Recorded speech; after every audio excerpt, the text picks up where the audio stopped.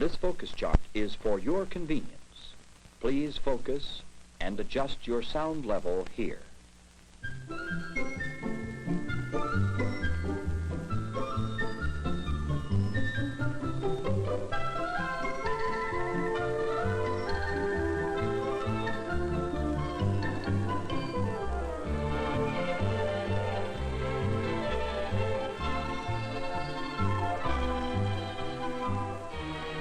Nature is in a constant state of renewal.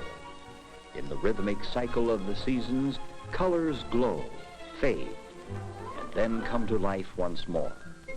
There is no end to the variety of combinations and effects, and all of them are harmonious.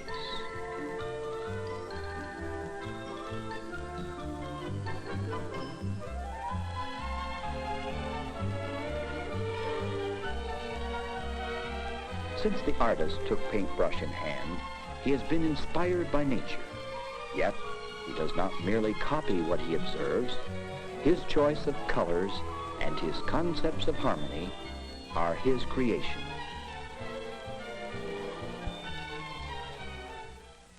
All colors in nature are visible because of the sun. A prism shows how the white rays separate into the spectrum of red, orange, yellow, green, blue, and violet. In painting, our understanding of colors is different. It is based upon the materials we use. Man has produced his pigments, his coloring materials, since prehistoric times. It was modern science, however, that made a great variety of brilliant hues readily available. The word hue describes colors. Here the painter is preparing a red hue.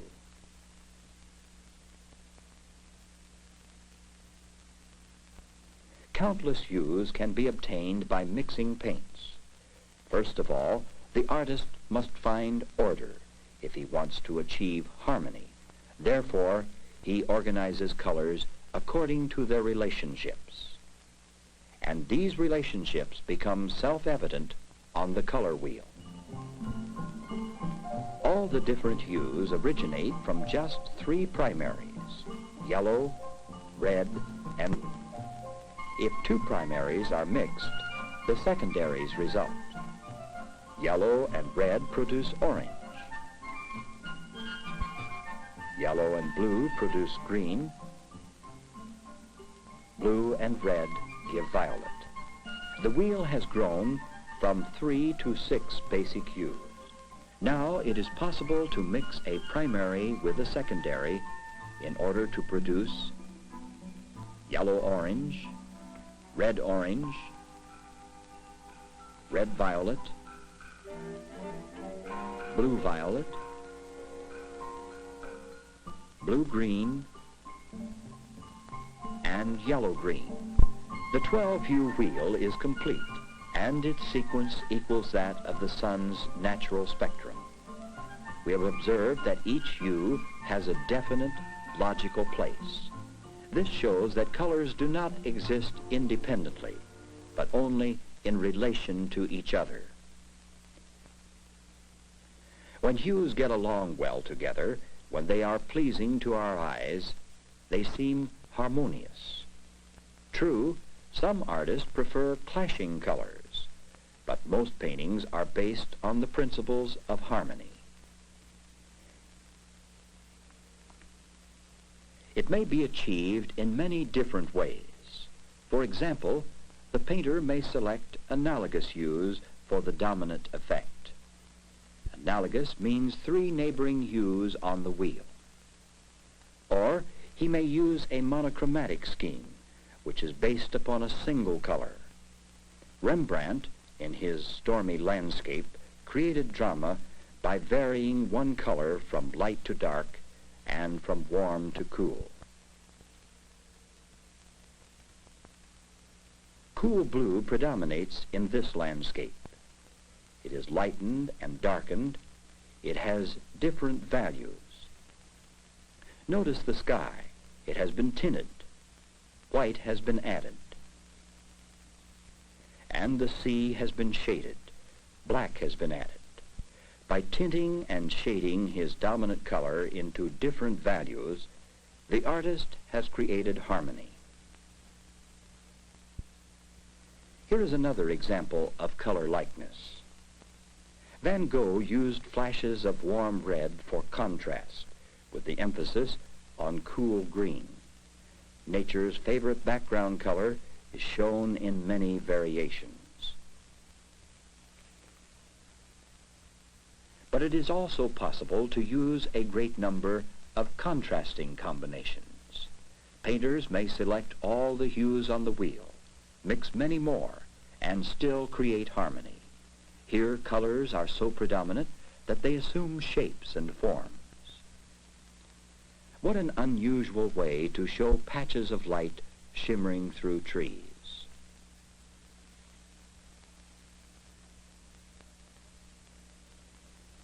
In this gay outdoor scene, many pure colors contrast brilliantly and harmoniously with one another to produce a bright and sunny day.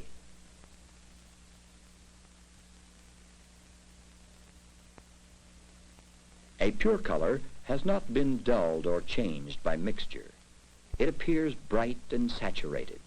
It is used in full intensity.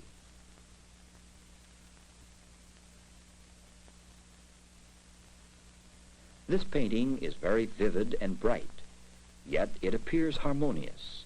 Intense hues are said to be exciting and dramatic, while less intense hues appear quiet and peaceful. Pastels are soft and subdued. They have been lightened by mixture.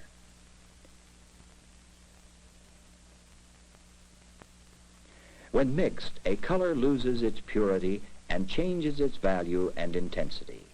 Mixed tones blend smoothly and gradually. Therefore, they often occupy more space on the canvas than pure colors.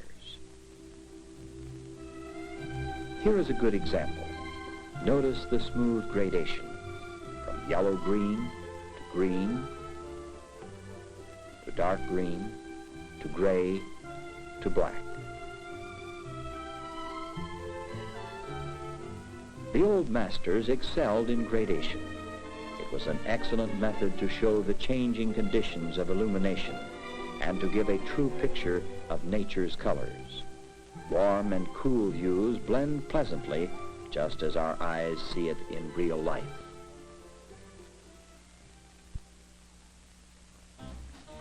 But why should the objects of nature always be identified? Early in this century, Henri Matisse used colors in new, exciting ways. He showed that colors in art do not have to copy nature. They may simply create effects. Making use of the many new pigments, Kandinsky distributes numerous small areas of contrast throughout the canvas.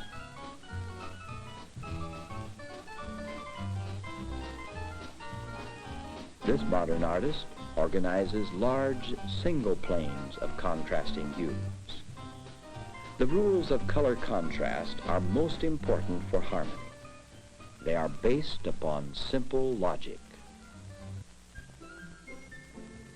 Complementaries, contrasting hues, are opposite on the color wheel. They require each other. Each hue has only one complement, and each pair has different characteristics. Yellow and violet are the lightest and darkest hues on the wheel. Here Emil Nolte places these complementaries side by side in his Garden of Flowers, a harmony of contrasting hues.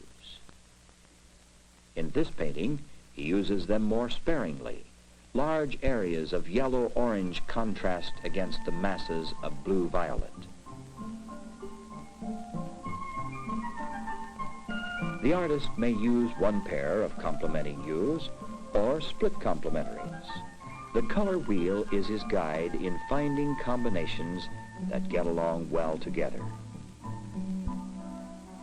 When choosing his paints, he thinks of the logical position each hue occupies on the wheel, and he selects logical and systematic combinations. Pairs of complementing hues that form triangles or rectangles on the wheel offer an unlimited variety of choice. When the artist wipes his brushes and completes his work, he has been guided by rules and inspired by nature. He has created his own world of color and his own concept of harmony.